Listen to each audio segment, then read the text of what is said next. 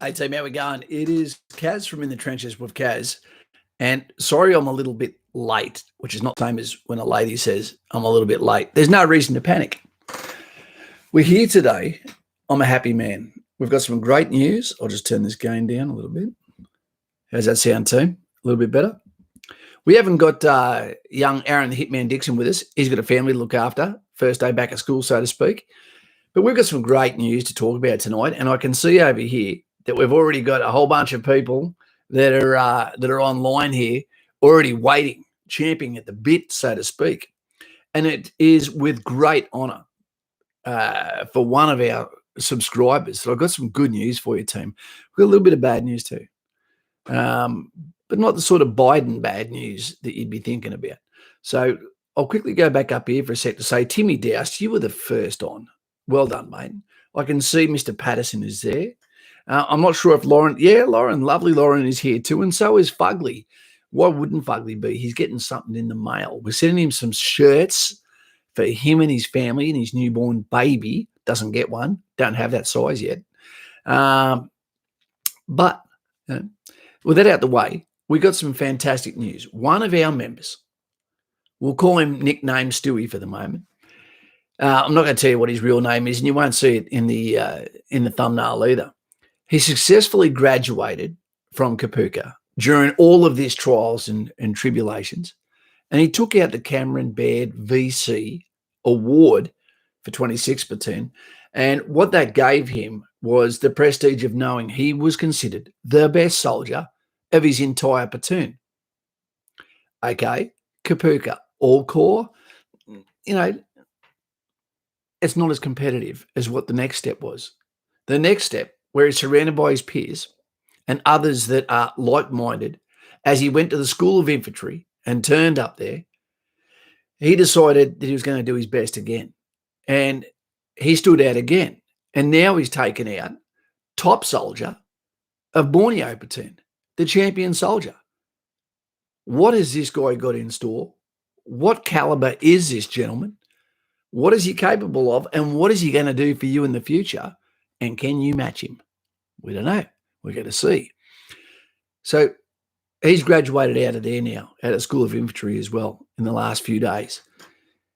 Is he going straight to the battalion? No, he's not. And he got the battalion that makes me proud. It wasn't the 1st Battalion. Boom, 2RAR. You're going to get a really nice kid. I've spoken to him a lot on the phone now as well. He's proud but humble and happy with his team and happy to take those awards on behalf of his team. So very, very proud of that man. If we can get some comments below about Stewie, who's going to second to no one. Okay. Yeah. Very proud of him. Very proud indeed. He's going to the Royal Australian Regiment. His family couldn't see him graduate from either. But he's not going there straight away. He's getting to swap sides for a while, go Red Force and be the enemy. They're being held over, I believe, to save some money for a while.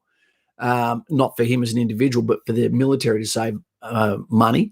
And he's going to play enemy for the officers as they go through their IET training equivalent, the Regimental Officers Basic Course. So he gets to be the bad guy against someone who may, in fact, end up being his boss. Yeah. It'd be interesting. So well done, Stewie. If I had a hat on, I'd take it off to you and say, mate, I am ultimately, I'm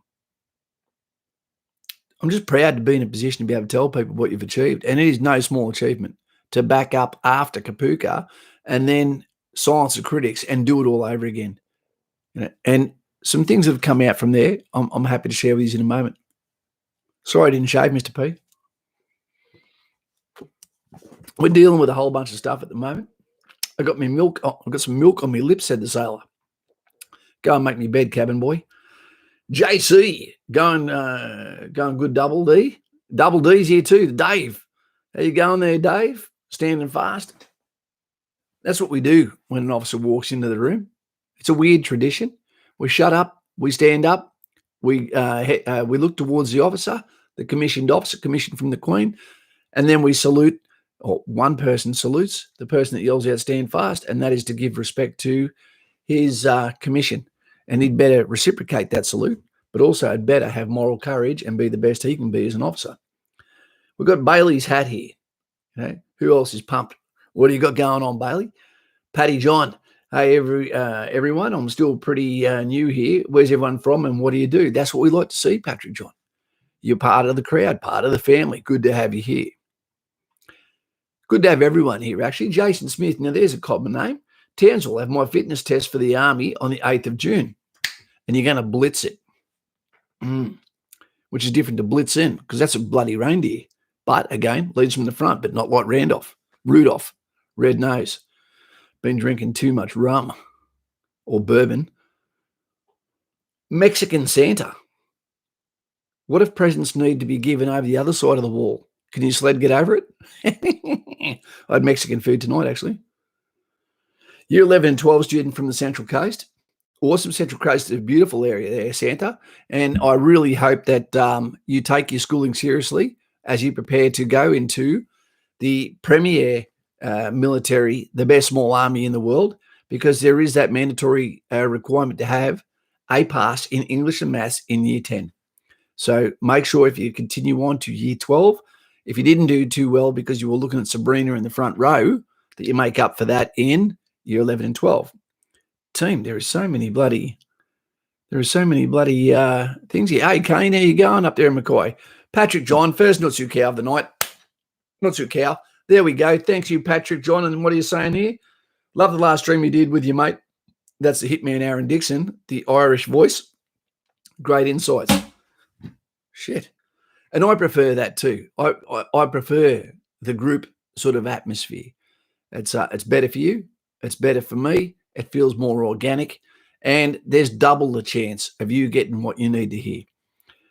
Peter Cram from Central Coast too. Well, it's time to put the board or at least the wetsuit on. It's getting pretty cold already. Sad sober Cobra Kaz, pretty keen for Kapurka, just starting to feel the nerves. And so you should. You're going in winter, the coldest time of the year. Even if we said stand there and do nothing, and that's exactly what they're going to tell you to do, that's cold enough. Your nipples are going to go different directions, and you may not get them back. Titanium cup, boom, there it is. Bam, gotcha. Didn't expect to be that quick, did you? Hope Karita, hey Kaz, you know anything about the gap year program? Look, I don't know a hell of a lot about the gap year problem, the gap year situation. I'm not a fan of it, other than the fact that it gives someone 12 months of tools that can set them up for a better life. I'm about to speak on that, but we'll quickly talk to is Leo Wanker the stuntman for life?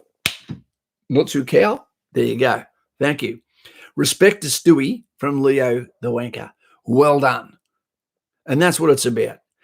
For us to have one of our subscribers, and that's what I failed to say, Stewie is one of our avid subscribers. He's at Singleton right now in a cubicle. He'll have his own lines now, carpet, air conditioning, heater, not paying the bills. Fantastic. No missus. There might be Mrs. Singleton. We'll see. Kane, how you going, mate? How's it going? Good. Not too cow to you. You don't need to make donations, mate. You don't need to. Okay. I'm going to give you a call as well tomorrow, Kane. It's about time we had another chat. See how you're going. Kynan Penhale, Darwin is hot. It is. And humid. So heat can be managed. No. It's too hot. It'll drive you crazy. You know, I don't recommend going to Darwin. It'll send you troppo. You know, you can go crazy, or it might even shorten your time of service. Right? I recommend Townsville all the time. It is the garrison city like Darwin, okay, but it has everything that you need. A low cost of living, which Darwin doesn't have. There is a lot of job opportunities for wives, girlfriends, de facto partners, for pets, for exercise, for training, so to speak. I've had so many phone calls in the last 2 or 3 days. It's been staggering. And all of it has been basically giving people advice, calming nerves, preparing people. But one of the enduring things I say to people is when you go to Townsville, it is a military complete package. I believe it's what you need to at least do your first 4 years if you can. Talking about postings, one of the things that came out with Senior Stewie, a consolidation of the truth, so to speak, I asked him when he told me that he'd got the 2nd Battalion, second to none, Royal Australian Regiment, best small army in the world, which makes it the best infantry in the world. The rest of the regiment can prove him wrong if they can, because he hasn't been proved wrong so far. It basically came down to the preferences that you have to go to the unit that you want to go to still depends on where you are in the pecking order at the School of Infantry if you're going for infantry. So the more fit you are, the better prepared you are, the better teamwork you are, problem solving, the more leadership you have, the more chance you will get your battalion. Now, if you go to Longtown Platoon, or if you go to Borneo Platoon, if you go to, I said Kapyong, Longtown, Bin Bar Platoon, whichever one, basically what will occur is you're going to have section commanders from those battalions, and they are going to be partisan to their battalion. So even if 7 RER is not the best battalion, I'm not saying it is or isn't. Okay, it's not because it's not the 2nd Battalion. We're second to none, so can't sit on a fence. Then what's going to happen is they're going to try and push you to go towards going to their battalion if they like you, because they think they're going back there as well, which they're probably not. If you go to the 1st Battalion and then you get your section commander, you're probably not going back to the same battalion. Once you get to platoon sergeant, you're probably not going back to that same battalion. And that continues to swap around so that we can spread around all the good cheer, the good skills, the pollinisation of great ideas.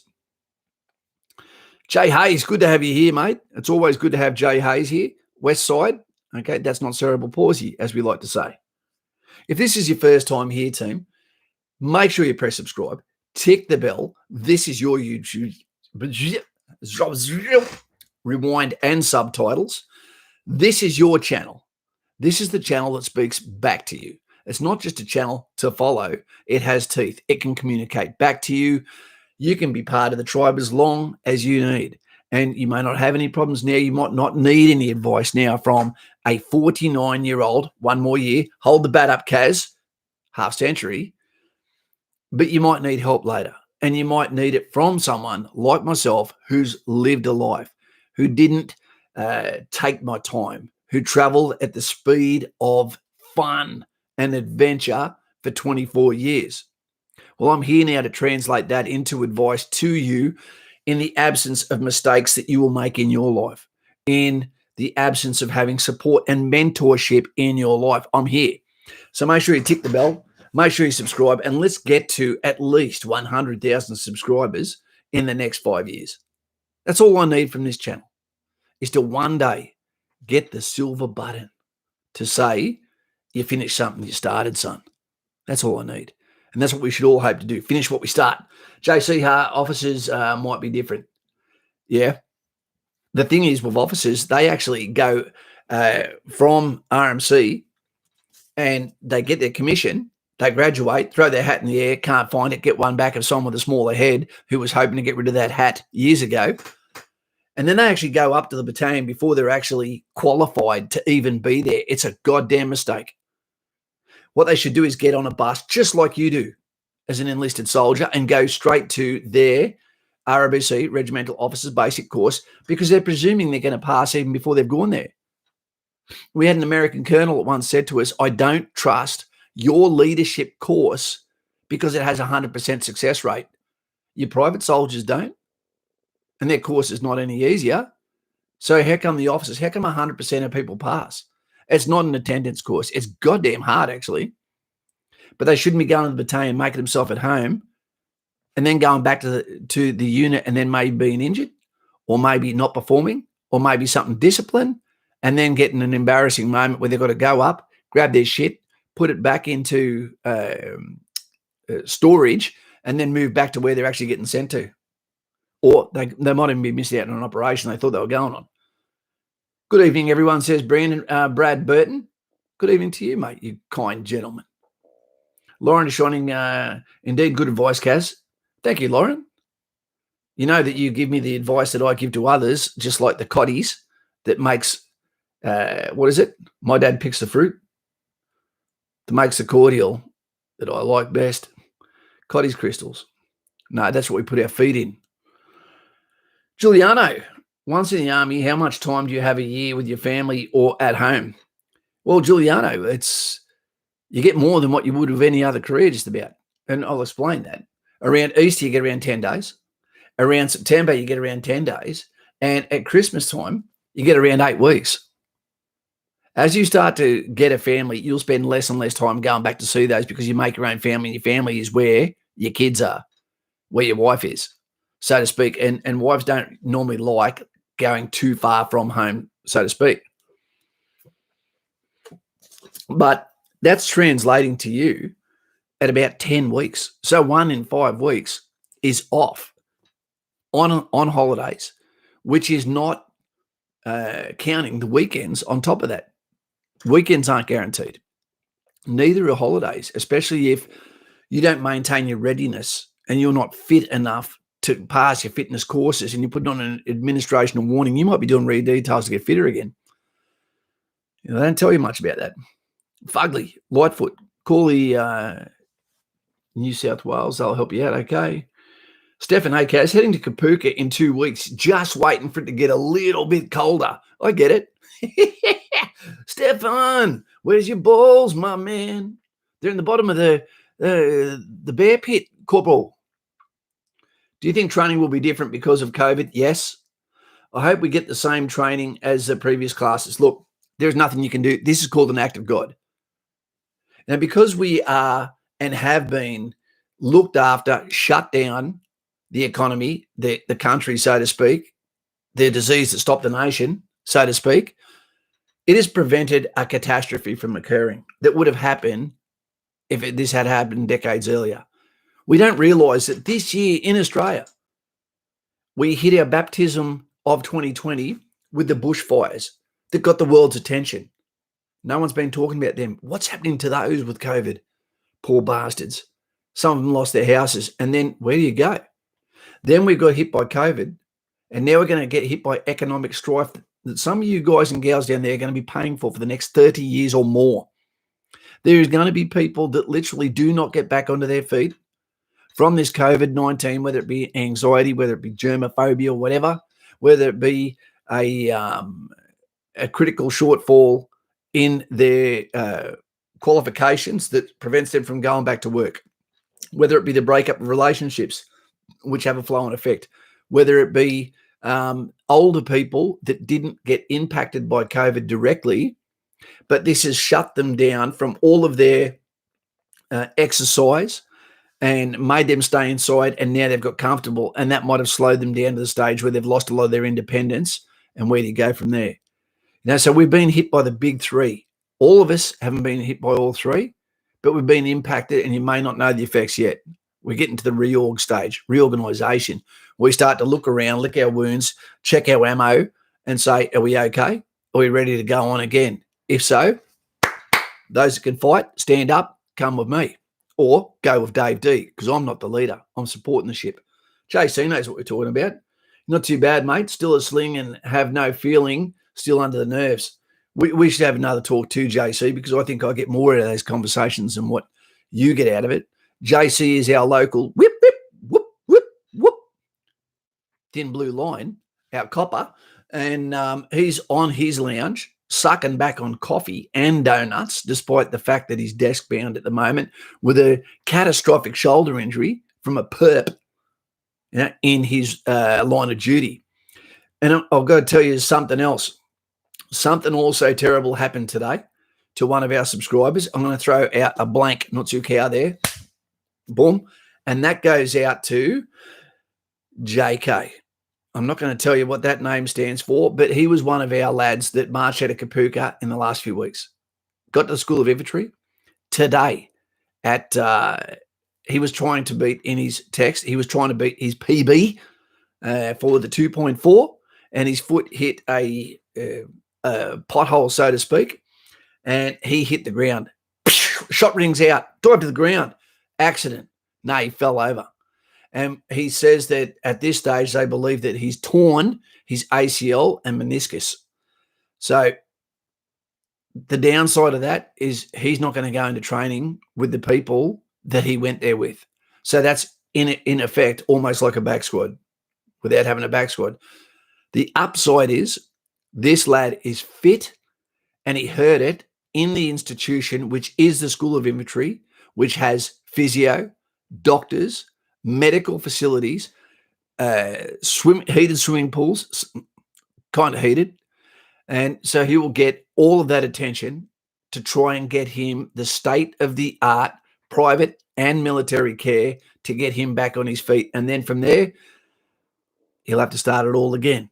Not Kapuka, not going through Singo, but he will have to go and do a fitness test. And then when he's given the ticket saying you're okay, mate, then he'll go back into training. All right. So to JK, I tried to ring you today, couldn't get through. I understand you've got a lot on your plate, and I understand this is a crushing blow to you. It hurt and destroyed the career of Johnny Utah, Point Break, for those that remember it. Joe, hey, sorry, but I have totally lost count of the Nutsu cows tonight. It's no problem. I've thrown in a few silent ones too. Stoddy is our local medic. He's our medic for the channel. Now he's got out of the military. He's retired from the military, and now he's carrying on doing a psychology degree.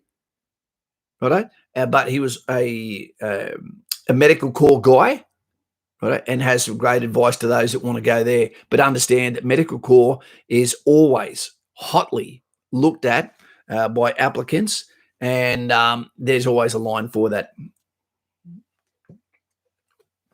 Oh, Waves. Mate, I'm fully here for this guy to have successfully just got out of Kapuka. I've got photos of him hugging his buddies, male and female, at Kapuka. Stop fraternisation, man. And here he is now, going to be in rehabilitation cell. It's a tough gig, but that's what happens.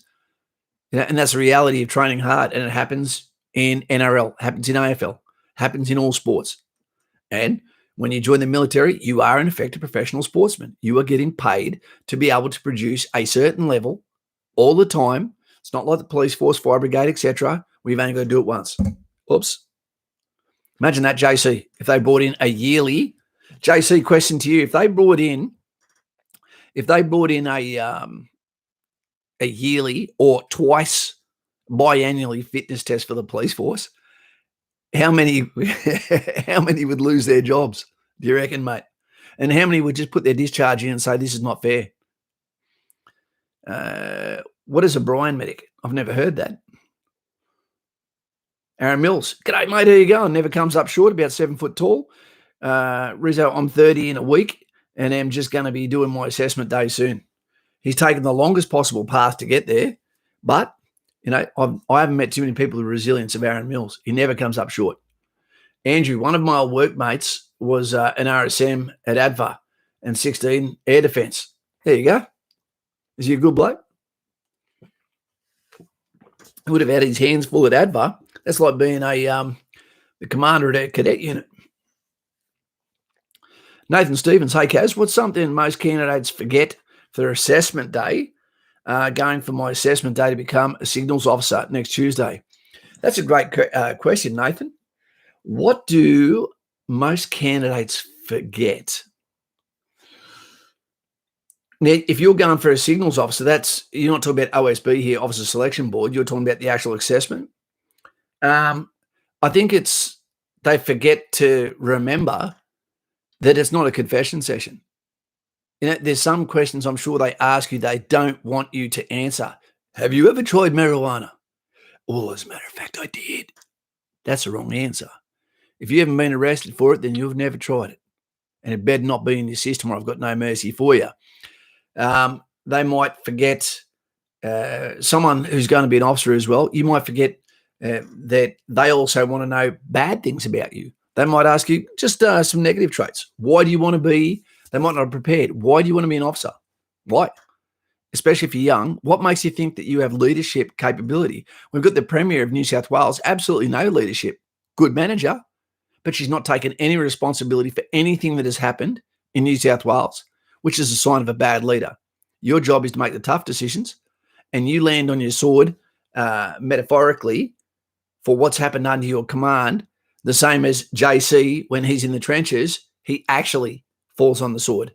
So where we have actual bravery, we expect the officers, especially at the head and the executive branch of government, to be able to make the tough decisions and also be accountable for when they stuff up. Bronwyn Bishop, helicopter example. Kynan Penhall, local coppers up in the Northern Territory don't have their vehicles 90% of the time. Is that because they're stolen or the wheels are? Stoddy, Lightfoot, it's a joke. I went from being a medic, which deals with physical injuries, to being a psychotherapist, which deals with mental injuries. Yeah. And which one's worse? It's tough.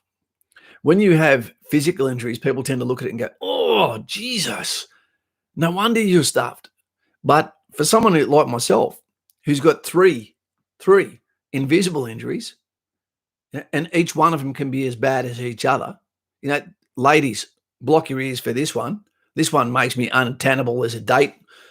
You know, I've got ulcerative colitis, which means you can shit up to, I think my PB was 14 or 18 times in a day. And it smells like roadkill. It's horrible. And that can completely take your morale, your testosterone, everything away from you. It just closes you down. The other one is lumbar spondylosis, which means that, you know, I'm allergic to jumping at this stage. I've got nothing left in my back, you know, which means you also can't put me in those positions, cabin boy, Elton John, etc. And the last one is PTSD of the mind, you know, post-traumatic stress disorder. I don't believe I've got that. I think that I've got moral injury, and that's not what we're going into tonight. We're happy for Stewie tonight. But so when you've got three injuries that are all in their own way game stoppers, you know, and then you put them together, you're playing paper, scissors, rock, but you only turn up with paper, you can't win. You can't, you know, but that's fine. But it's hard to explain to people. And then once they get it, you know, they get it. And they've probably got one too. Patrick John, weird question. What's the social life in like in the army, especially combat roles? Like, what are you guys doing when not working your butt off? Well, this is going to be a surprise one for you, Paddy. I hope you don't mind me calling you that. You're in green there, St. Patrick's Day. What's your cow with a bang? Mate, we have the best. Listen carefully this one. Stop typing, team. Stop typing. This is why I'd love you to go to infantry. Like I've discussed, they have the least amount of equipment to clean other than their teeth and their rifle. And when their rifle's not in their hand, then their rifle's in the armory and they don't have to clean that either. What happens is I'll quickly tell you how a day lines up. So 7:20, we get to work. There's no excuses. Jail, potentially, if you're a few minutes late. So you get there about 7:20. The platoon sergeant comes out, make sure everyone's there. Section commanders, what are you taking your guys away for PT every day? You might go away to the pool. You might go to the gym.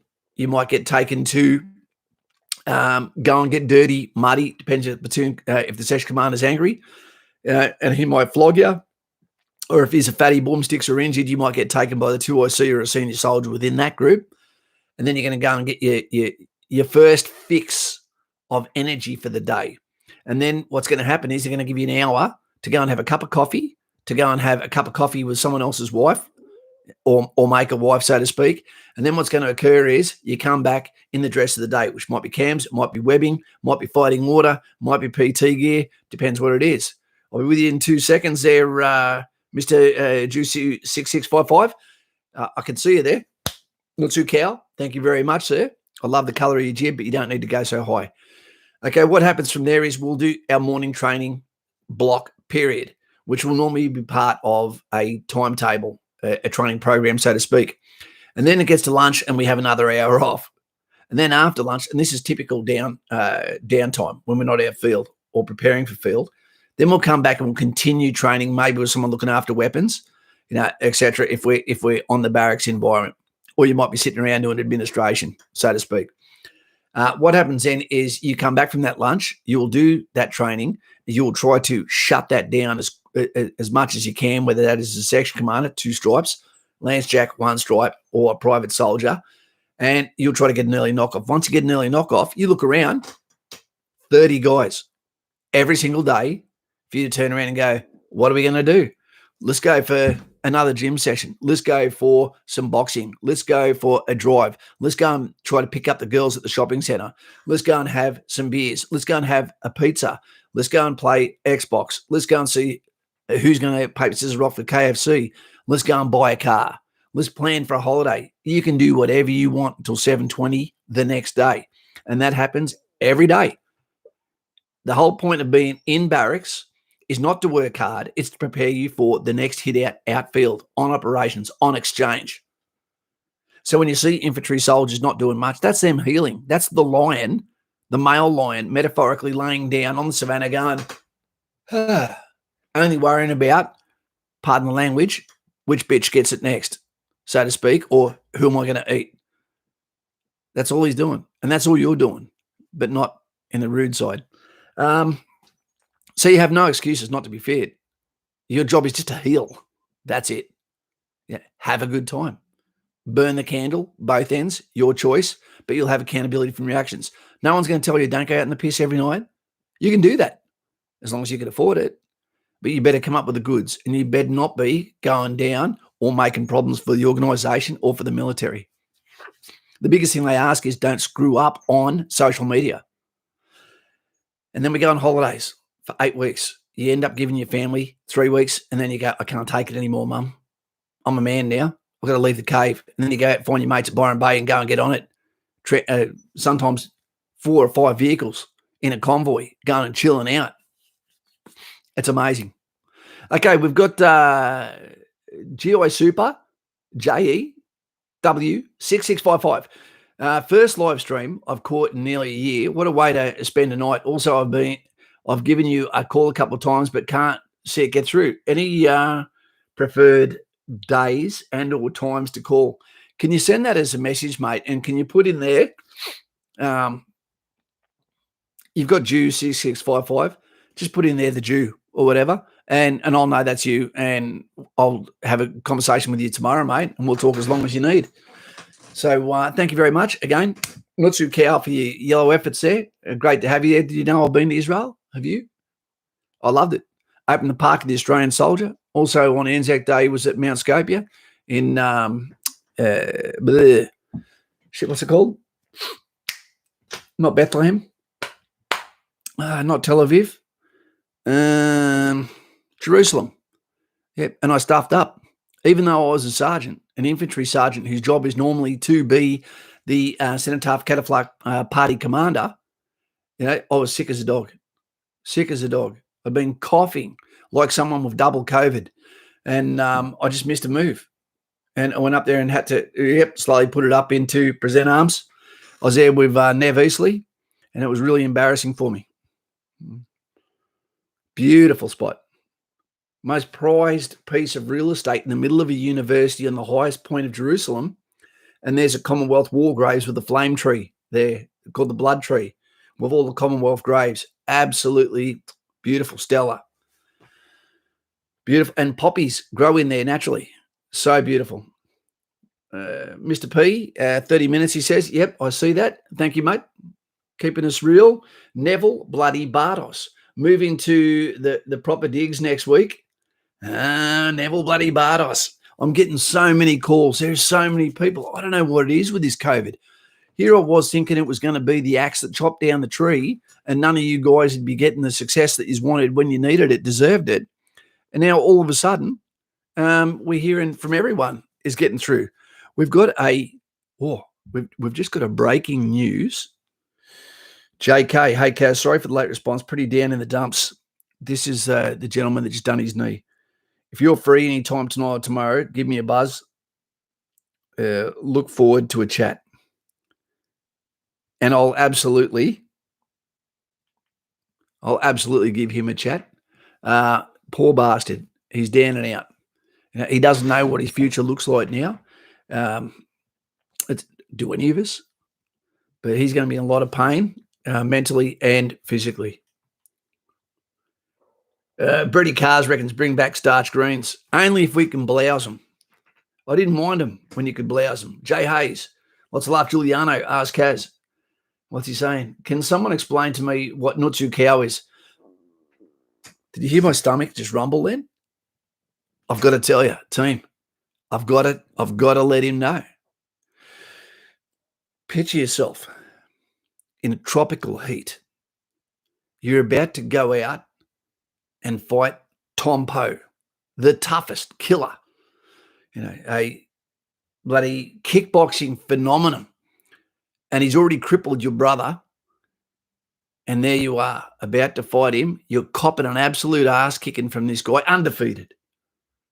And then the little lady that has been at the wrong end of his manhood with no consent looks up, trying to re-inspire you. And her little hand goes up and, not so cow. Not so cow. Not so cow. And they look over. What's she saying? She's saying he's a white warrior, not so cow. From their success, naturally, kicks to the face don't hurt anymore, kicks to the guts don't hurt, your energy surges back up, and then you can do the undefeated. You can beat the undefeated. That is Nutsu Cow, the white warrior. that is the express answer, mate. It goes on a lot longer than that, but I'm happy to be the Nutsu Cow for the problem that you present to me. Nutsu Cow. Michael Stott, here's a question. If you get attacked by an octopus, is he hitting you or kicking you? That's going to ponder a brain like mine for a long time. If you believe in reincarnation, would your tombstone say RIP, rest in peace, or be right back? Jay Hayes, I'm under your bed. Simo, did you read the news of the Brizzy tattooist who pretended as a Navy clearance diver in an Army's polys to get more business? Oh, my God, an imposter. Funny shit seeing people attempt to wear the uniform incorrectly. Sometimes it's really believable. This is my favourite bedtime story. There we go. Brody Higgins, maybe the military increased recruitment numbers with tensions rising with China. Its technology will be their counter. Economy is the way to get back at China, and they're struggling. They're in big trouble. Big trouble. Mexican Santa, what are your thoughts on NPCs? You mean non-player characters? JC says Kickboxer was one of my favourite movies of all time. I actually watched it, JC, in the movies. This will make you run as they put the steak on his pants. Jean-Claude Van Damme. I thought he was such a good-looking dude. I thought that's how you get the girls. Cooper Dien. Kaz, mate, my enlistment date was the 20th of July, but they pushed me forward a week after my 17th birthday. Jesus, that's young. To the 22nd of June. I'm going in as infantry. Can't wait to serve Australia. You're my idol. My, what's he called? Don't make me your idol, mate. Just get in, get your Skippy badge and make me a brother. I'm no Simon Cowell. Patrick John. Best pickup lines. Quickest girl to get in my car, get some. Move. Nah, don't worry about pickup lines, mate. You know, if I could say something to some of you guys who have only got an account on Tinder, which I do not recommend, that's a bear trap waiting to happen, online dating. I think it makes girls give up the goods too early, the crown jewels, so to speak. Here, have a key to the city. But at the same time, man doesn't know what the girl wants. Maybe she's going for someone who she's not looking necessarily at what you look like, but what you can offer. And that's a 20-year sentence, team. Maintenance, 20-year sentence. But one of the best lines I would say, once all this opens up and you can go and see girls again, is don't go over there when you're goddamn blind. But there's nothing wrong with a man going over to a table full of girls where you'd be happy to be with any one of them except for that one.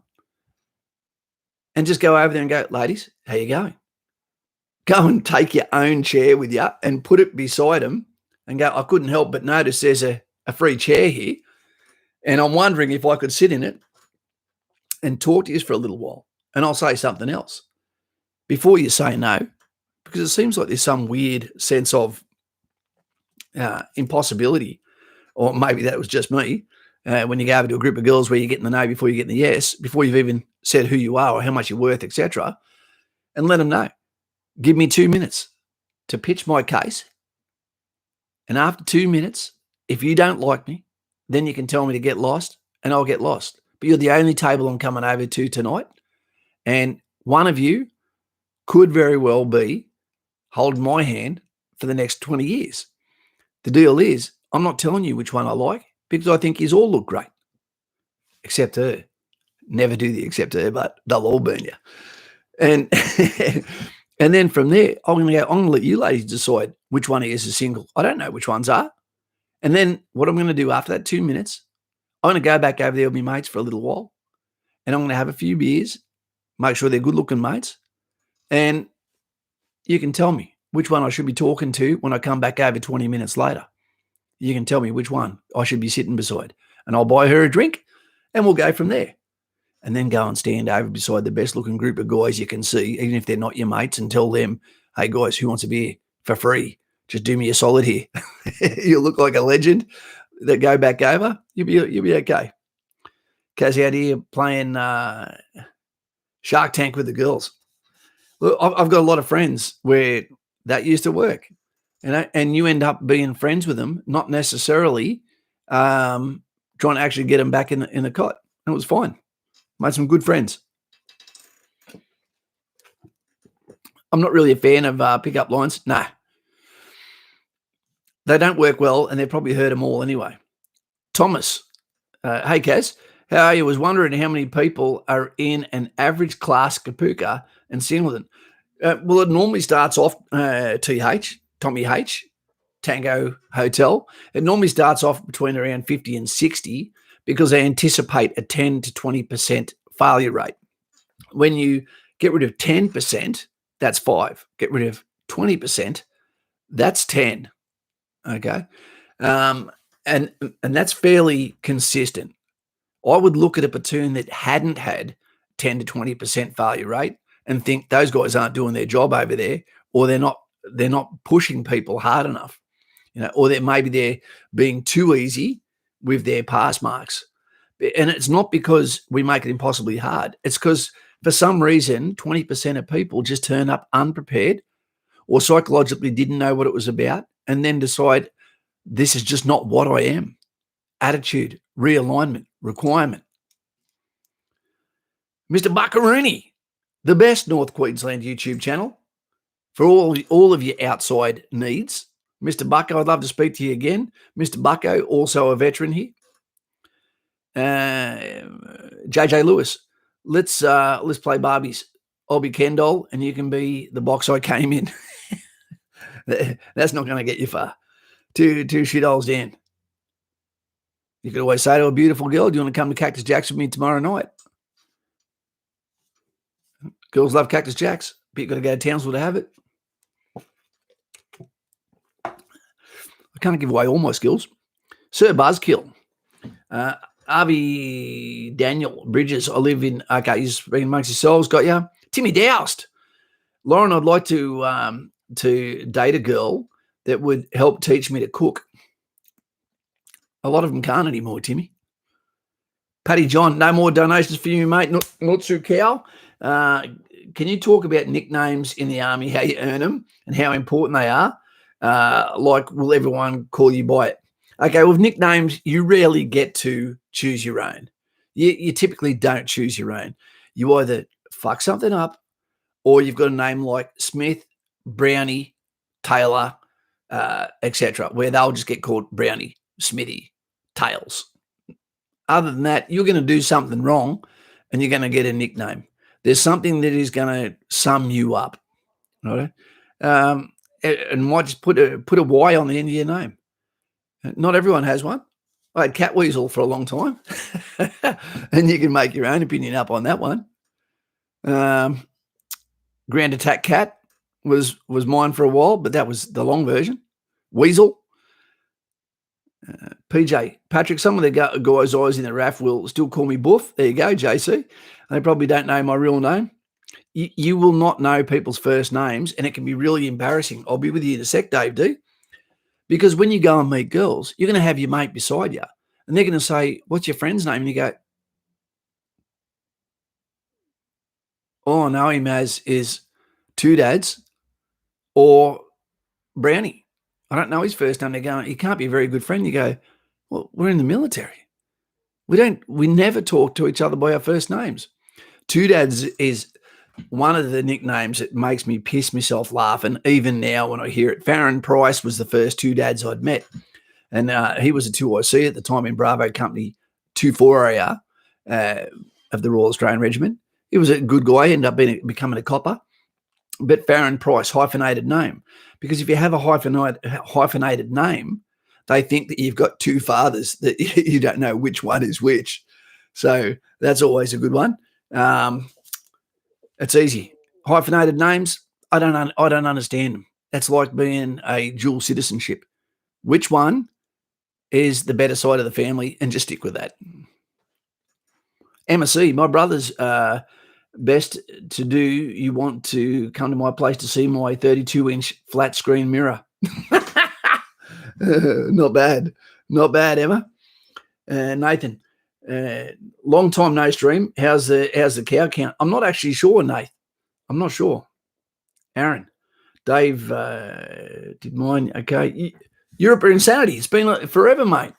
Hey, Cass, I called DFR last month. They said they aren't hiring for infantry. Well, that's not what we're hearing from the people that are getting told they're going infantry. I'm in year 12 and did my U session in year 10, July. So I'm waiting by finishing my schoolwork and working on fitness. That's a good way to do it. There is no race to get there. This is your career. This might be the rest of your life. Take your time. Do it right. Have a bit of time where you take it a little bit easy. Get fit outside school, go to the beach, have fun, get a tattoo, let it heal. Don't get married. Don't have a kid, at 18 and 19. Allow yourself to slowly become an adult, a little bit more independent. Just slow down a bit. Get over that initial shock of getting out of school and saying the world's my oyster, where you try to sprint out and have sex with 3.5 billion women in the world. Just relax. I have dual citizenship. There you go, Christian. What's your opinion on it, Christian? I know that it's a good thing for you at the moment, but dual citizenship, can someone appreciate the country that they're in, i.e. Australia, if they've still got a connection to the country they were in before, a safety net, so to speak? I.e., if you come from New Zealand but you've got an All Blacks jersey in your cupboard, are you really Australian? JC, don't need the answer. William, hey, mate, just started my application process to enter as a tradesman as fitter. Excellent. Have you met any of those guys and could give me advice on what they do day to day? Mate, I can tell you now there, William, Bill, my middle name as well. Those guys, especially now that all the battalions are going motorised or mechanised, which means they're all going to get protected mobility and tactical fighting vehicles, means you're never going to have time to be regimental. From the moment you get to work, you might even not be doing much PT. You're going to be just working on those vehicles from the start of the day to the end of the day. Wear knee pads instead of kneeling on cement if you can. Don't jump off the top of lavs, off the top of boxes, off the top of APCs, off the top of trays or bloody Bushmasters, etc. Because tradies always have stuffed knees from kneeling down, working those vehicles. Don't stress it, dude. You'll just be working on the vehicles like a civilian role. Yep. And then when you go out field, you'll be doing it just in really adverse conditions. Yeah. I want a tattoo, but pain scares me. Kind of.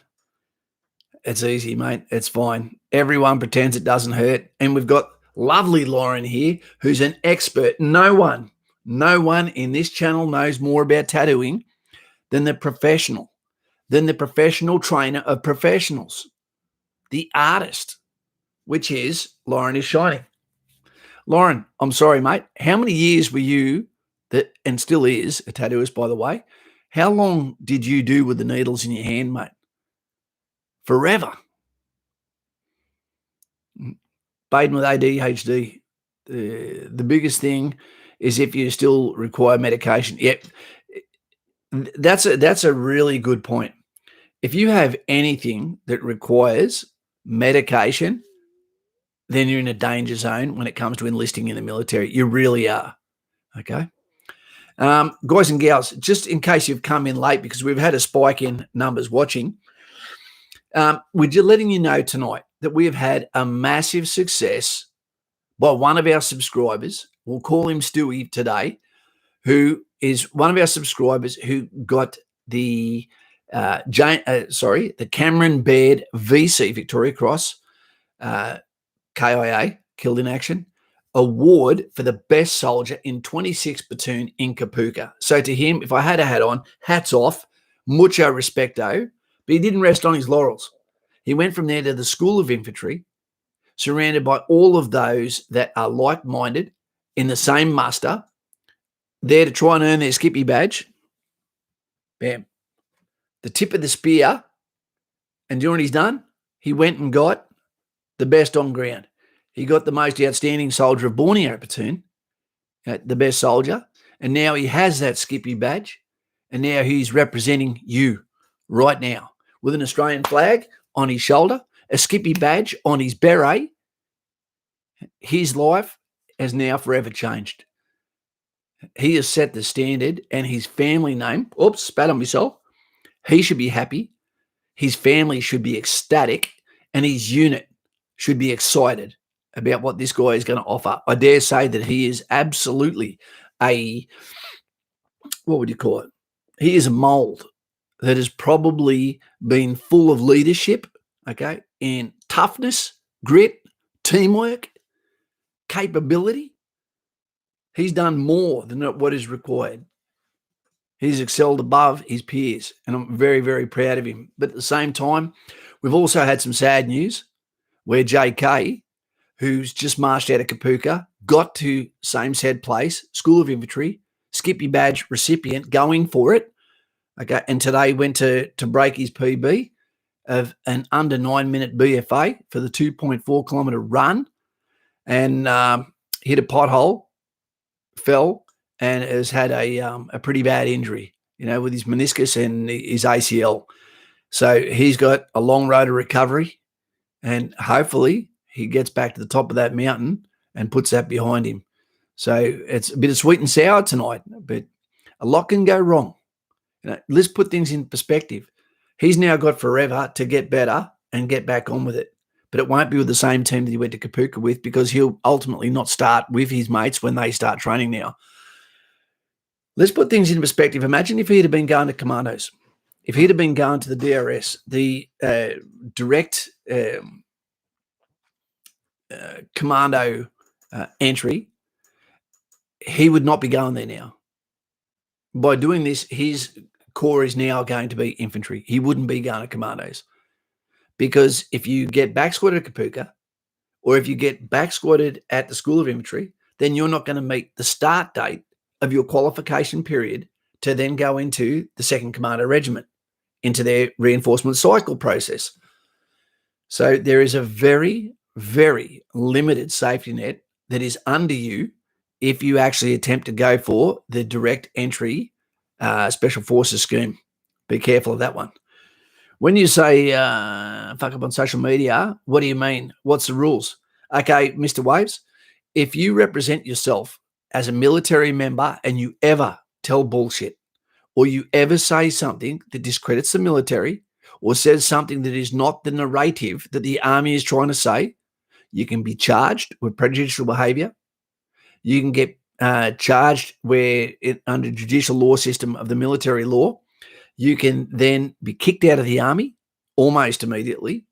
You can be given a show cause. Give me a reason in writing as to why you should not be kicked out of the army for what you've done. Unfortunately, again, this only seems to go against male soldiers. They had a Navy lass, Indigenous, And she got on there, and it ended up making it to the paper, where she was saying how she hates the Australian flag. She wouldn't care if it burnt. She was embarrassed by it and all that sort of shit. And this is while she's a serving Navy female. She didn't get punished, but a lot of soldiers did when they wrote comments. You can imagine what they wrote. And she got rewarded and got flown down to go and do play football for the Navy, to let the heat calm down. She should have been kicked out that day. If you don't like our flag, why would you want it on your arm? It doesn't make sense. GAV, hi Kaz, you said that you can't join the army with asthma. No, you can't. But according to the official website, you can still join under strict guidelines if well controlled. I wouldn't let anyone in my call sign if they had asthma. I'd imagine that is a case by case.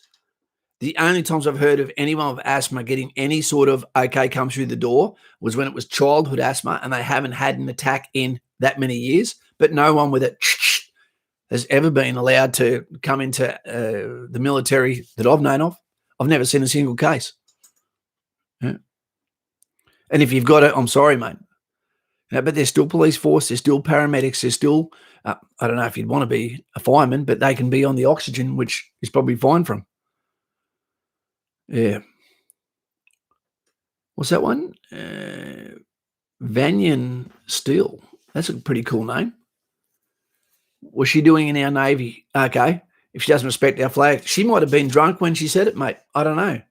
But to put that up in public opinion, to put that up in the public arena where you are representing the military, whether it be Air Force, Navy, or Army, or police force, or fire brigade, or paramedics, if you start white-anting your own organisation, see you later, gone. The worst thing we ever did in Australia is get rid of you may not realise this, that we actually got rid of the dishonourable discharge system. We got rid of it. Why? People should always know there is a chance of having a dishonourable discharge, because that means that you can have an honourable discharge or honourable service that can go into a resume that can be this person worked for this organisation. This person didn't have sick days. This person showed resilience, leadership, teamwork, mission focus, could work without the supervision of others. This person is an asset to your team and has been tested beyond the realms of an individual's criteria for assessment and passed them and passed their family name. Did you know that in Rome, the Roman citizens, so to speak, we're talking 2,000 plus years ago, what they used to have was an ancestor's room where you would have busts, and that means the statue from the shoulders up and the face, a death mask of your father, of your grandfather, of your great-grandfather, so to speak, and they would be in this room. And men would go in there and sit there and look at the faces, no internet, and they would sit there in contemplation.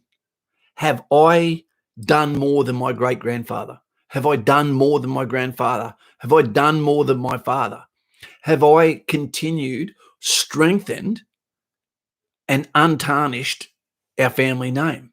So that's what they would do. So that's why they were such a stoic society where excuses were not accepted, where results were the only thing that mattered. And then from there, when everyone is trying to do that, and not everyone was trying to do it, 20% of people were on the rice dole, the wheat dole, in Rome. That's higher than our COVID unemployment rate, I believe, at the moment. But there was a real social standing in what you give back to your nation. Could you imagine in Australia, as an example, if every single person, all 24 and a bit million people, said, I will never litter again, and they never did? If every single one of them said, I will give more than what I take. If every single one of them said, I will have manners, I will never let a woman that is pregnant or my age or above ever stand up while there is a seat that my bum is in. If I see someone broken down, I will pull over and I will help them. My job in my life is to make the place better. If every single person did that, holy shit, not only would we be girt by sea, the lucky country, but we would be the envy of the entire world. We would be. Where did I come up with this one? Simon Powell, our Raffy. G'day, Kaz. Sorry I'm late. I'm just doing it for the cow. Not your cow. I'll take that Air Force dollars. Thanks, mate. Thank you very much. I watched lately, I've been binging, and this was all because someone had asked me, how do you recommend that I get myself physically prepared to be a better runner? And I thought to myself, there is so many YouTube channels on how to run, but a lot of them lack charisma. And then I started looking at the ultra marathons on Mont Blanc. I started looking at Big Bear 240s and all the ultra marathons. And I thought, every one of those people has a story. What made them think that they need to go and run 160 kilometers? And there's something special about those people that weren't necessarily special until something happened in time that made them say, no fucking more. And they did something about it. There's two ways we can go forward, and that's through desperation or inspiration. What do I mean by that? Nathan Bridges, love your work, Kaz, keep it up. HMS Albatross crew. We've got our Navy here too. Fantastic, mate. We love our Navy, but my job is to tease them. Is there a cabin boy on your ship? And if so, I will give him $5 to put some Band-Aids on his clacker. The golden rivet. See you later, Mr. Buckaroony. So desperation and inspiration. When someone goes to join the army, inspiration means you go to something that inspires you to train by yourself. Don't wait for others. You want to get fit. You want to do activities, fun activities, run on a beach, have no excuses, plan on being the only one that's doing it. Go for swims, do push-ups, do everything you need, and that's through the inspiration that you find, whether it be listening to Mike Tyson, whether it be listening to some sort of fitness guru, whether it be Goggins, whether it be Killian Jornet. Well, mine was watching ordinary people that are running through spectacular towns in European countries and America. The one in Australia was actually a bit boring.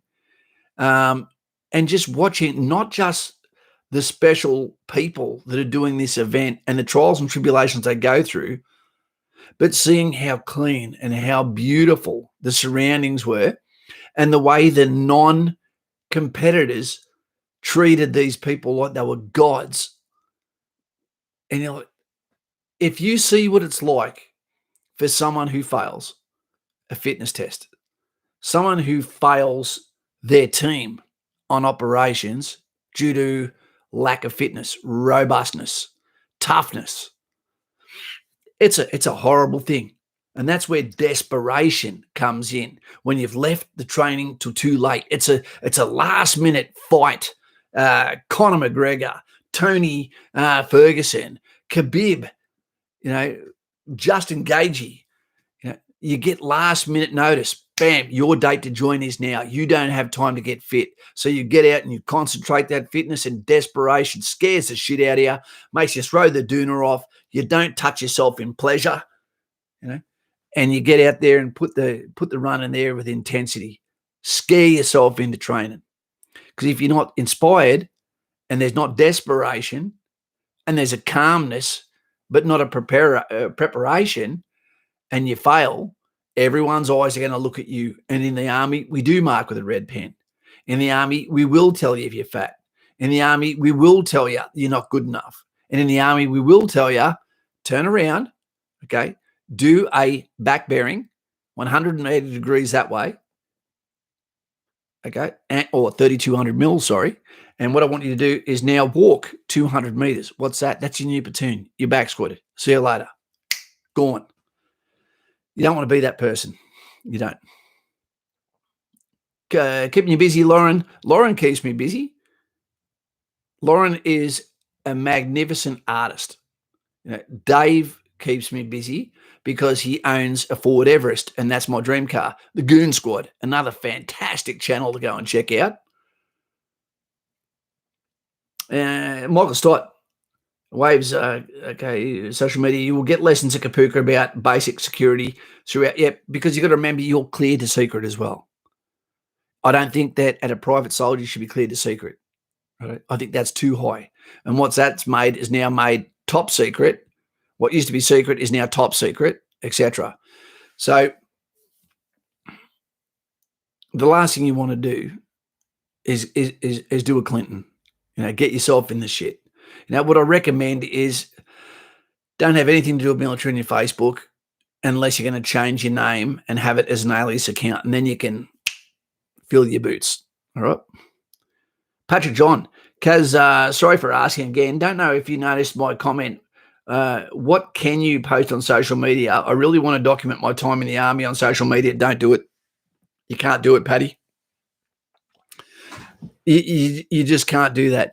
It's the reason why I'm one of the only YouTubers, and the other people that are doing YouTube content for the Australian Army are doing it basically illegally. You can't come on there as an Army reservist and be giving advice and lessons on the military. You can't be in the military and have a YouTube channel. You've then made yourself the official voice of the message of Army. We have media officers for that. Do they do a good job? No. But you're not allowed to speak on behalf of Army. And if you do so, you know it. You get told every single year, at least once, normally twice, the start of the year, and also at the financial year, where you'll go through that mandatory lessons again, where you get told you are not to do these things. But still people do. If you get caught, you take the horns. Counteract. What do you think of reserves? I was in reserves before I joined. I think it is a fantastic way for people to be able to contribute to their country if they're in a good unit. It is a fantastic way that if you have an itch that needs to be scratched a bit, you have a profession, a career, if you have a family, all that sort of thing, where you can be an accountant, but also be an Army Reserve infantry, so that you can do the indoors going crazy that pays all the bills, but get all your adventure tax paid, without paying tax, be in the military, and then be rappelling, shooting, going through all your military training, etc., and fitness, dress and bearing, customs, traditions, and you can be doing that on the side. So you're getting the best of both worlds. It's not for everyone. A lot of people want more. And that's what the regular army's for. Yeah. Give it a go. 4 years, unless you've got a family, and you've got to make a decision for your entire family. Hey, mate, there you go, mate. That's a cow for a coffee. Thank you. I'll say this one was from you there, mate. Cheers. Cheers, my friend. For that, I'll also stay on for another 5 minutes. Lovely Lauren in blue. I know for a fact Kaz would love to answer all your questions, but he can't. Please keep asking. If he doesn't get to you, pop your question in the comments after the stream is uploaded. That's one of the best ways to do it, team, is put your question once this is all over, normally the next day, because it can take hours for this stream to then buffer down and upload properly, where you can actually see it and put your comments in. Because once the comments are in there and I go through all the comments and I see them and I answer almost all of them, then I can come across great questions. Billy Krask asks the best questions. And he was the inspiration before starting a channel. Sorry, not starting a channel. On the reason why I gave the your question is answered, questions of Kaz or whatever it was the other day. And I'm going to make a lot more of those videos as the good questions come in. Sorry, I sort of butchered what I was saying there. How many people usually try for Spec Ops? Thanks, mate. There is no number on that, mate. Just concentrate on getting in the military first. That's all I'd say, because you will completely change as a human being. And then you'll decide, oh, this was a lot harder than I thought. Maybe this is enough. Okay. Just a quick one, team. It's easy for me. It is easy for me to stream. I answer your questions and I give machine gun responses. But it is not easy to be, for most people, to be on this side of the microphone, so to speak, the Blue Yeti, despite it's black, and be able to give you, one, a timely answer, two, an answer where you're going to like the content of that answer, but then free roll that straight into the next question. So absolutely no disrespect when I don't get to your questions. I want to answer every single one, but it would nearly be impossible when you look at how many questions a minute roll through here. So no disrespect intended. As Lauren said, as soon as you do a comment, if it's not just small talk, simply copy it. Then as the page gets to the top, put it in again. Just do that every now and then. People will understand what you're doing. They won't criticize you for doing it. Happy to answer. D. Gray, message retracted. What did it say? PK, what's the best army city for hot chicks? Hot chicks, it'd have to be Darwin, temperature-wise. You'd think Brisbane, wouldn't you?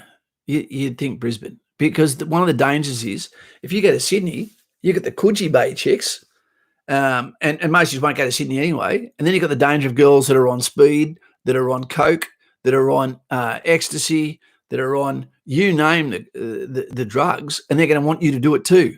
And you don't need that peer pressure from Mrs. Hottie who wants to be yours tonight. If you party the way she does on the drugs that killed River Phoenix, don't do that. CC, you can't say no to CC. Curtis Campbell, not too cow. Who's going to carry the boats and the logs? There we go. Goggins. I reckon that's all an act, that shit. I do. I reckon it's an act. You know, he's not really thinking that. That's just something that he's probably said to himself over and over, and it sells. Hey, Kaz. So I've been thinking of applying for the army, but I just wanted to know, since I'm Asian, I love Asian food, wondering how I would be treated amongst everyone.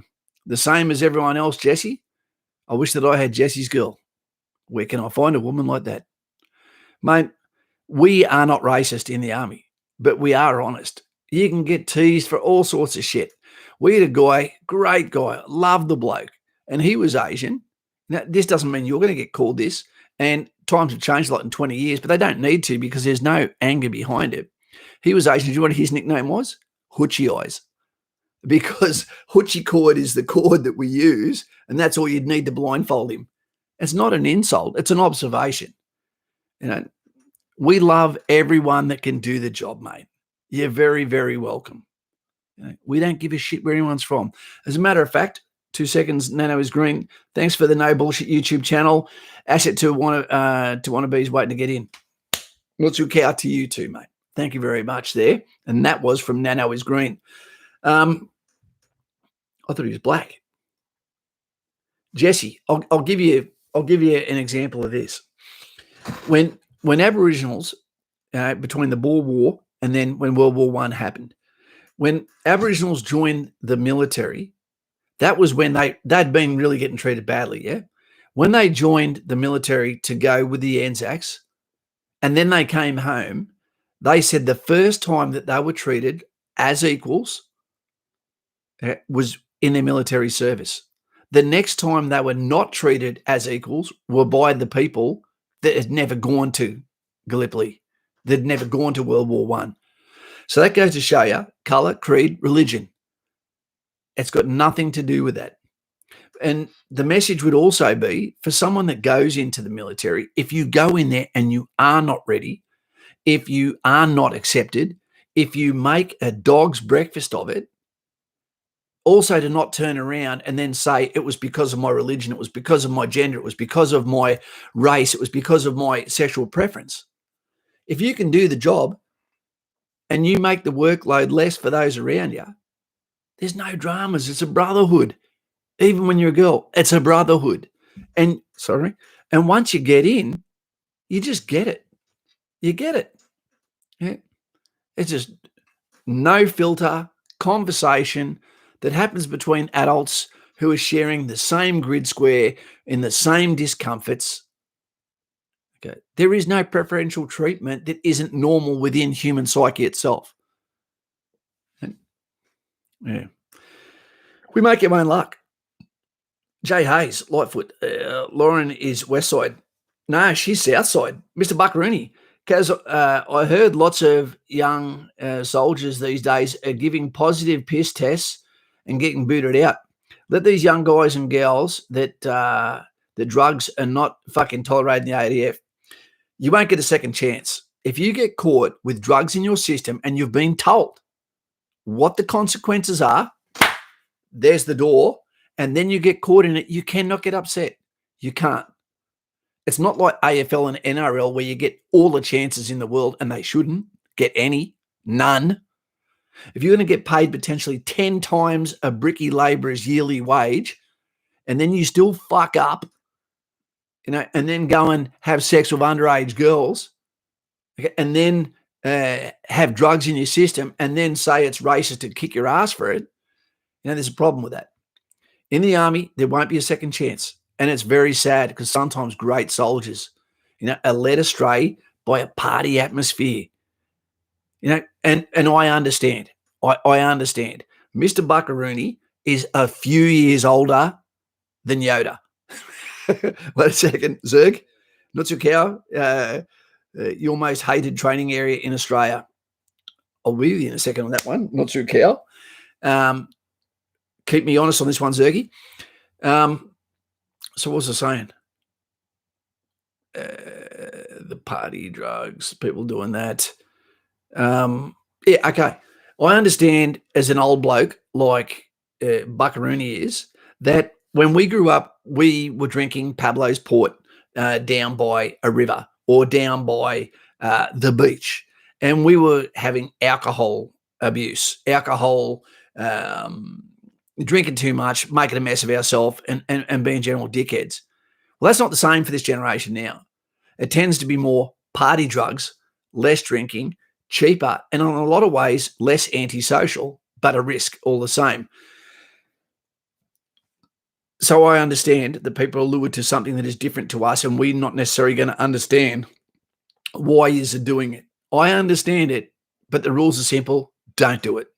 And if you do it, could you imagine telling your mother and your father, who are so proud of you, that you've now been kicked out of the army for drugs? That would be a horrible thing. And that means that you can't say that I was in the army as part of your reference for the next role, because they're going to find out that you were discharged due to a military conviction, so to speak. You don't want that. You normally can't go and work for government jobs after you've been kicked out of one either. And that makes it tough. And if you mix alcohol and drugs while driving, guess what?